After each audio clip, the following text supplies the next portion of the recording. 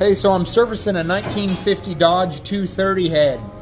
I normally surface this direction, so when the machine's running, it loads up on my jack stands instead of the plate. So for me to surface this flathead, I'm gonna have to flip this plate around so it's loaded up on the jack stands like I like it. By me flipping this around, it's less prone for vibration, safer, and it has all the load on those jack stands instead of the clamp. It's a good thing he brought this thing in because I had to take a total of 12 thousandths off this thing. I tried telling him to take more off to bump the compression up, but he wanted to keep original at 6.5 to 1, so this thing can pretty much run on anything.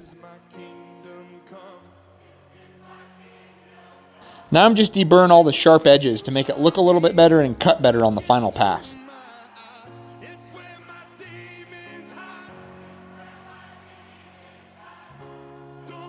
Alright guys, nice and flat and deburred and ready for the flathead.